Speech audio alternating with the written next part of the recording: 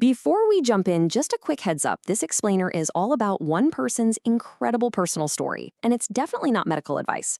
We're here to explore the journey just as he told it. So, what if the path to healing wasn't at all what you expected? Today, we're diving into the story of Noureddine Iouiri.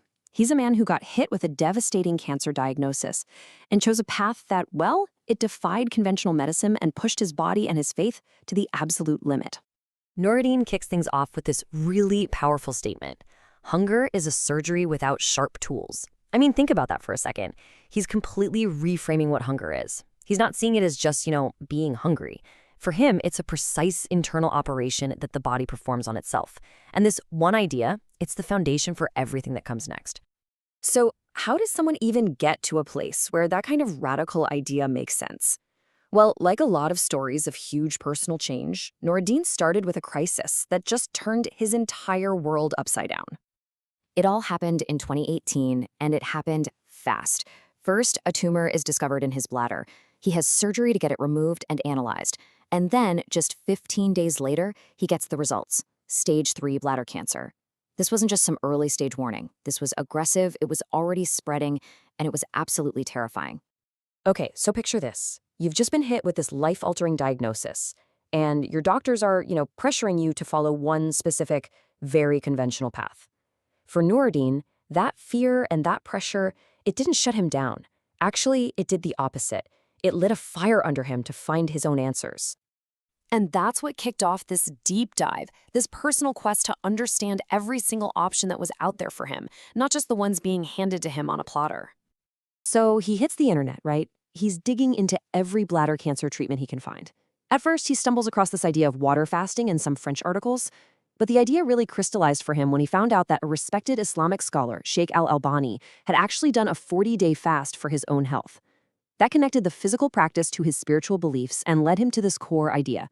You have to work with the asbab, the means that are available to you. Okay, so he's got his plan. But, deciding to fast for 30 days is one thing. Actually going through with it, that is a brutal physical and mental ordeal, and it was all based on a very specific theory about how the body can heal itself. So here's the theory he was working with, and it's actually pretty straightforward when you break it down. Step 1, you stop eating completely. When you do that, your body isn't spending all this massive energy on digestion anymore. So that energy gets redirected. Your body's immune system, which he kind of sees as this super intelligent internal army, gets activated. It's given a new mission. Go find and solve internal problems. And that includes targeting and destroying the damaged and diseased cells, even the cancerous ones. 30 days. Just let that number sink in for a moment. For a whole month, nothing but water passed his lips. And he did this all by himself. No doctors, no medical supervision. Because in his mind, it was already a life or death game. It was a huge risk, but one he felt he absolutely had to take.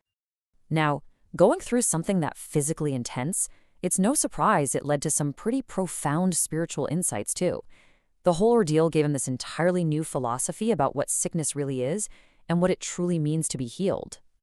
He makes this really critical distinction between two concepts in Arabic. First, there's asbab. Now, those are the means, the methods. Think of things like fasting, chemo, a specific diet. But then there's shifa. That is the true ultimate healing, and he believes it can only come from God. And here's the absolute key, the point he makes over and over. You can't get those two mixed up. The method is not the source. And this slide, this just lays it out so perfectly. See, on the left, you've got all the asbab, all the tools in the toolbox. It could be water fasting, it could be chemotherapy, surgery, whatever. They're just the means. But over on the right, the shifa, the source of the healing itself, that's singular. It's separate. He argues that the biggest mistake we make is we put all of our faith in the method on the left instead of in the true source of healing on the right. And when you start thinking like that, it completely changes the question you're asking. It's not just, how do I fix this anymore? The most important question becomes the one you see right here. What is the wisdom in my trial? What is this sickness supposed to teach me? It turns a physical fight into a spiritual journey.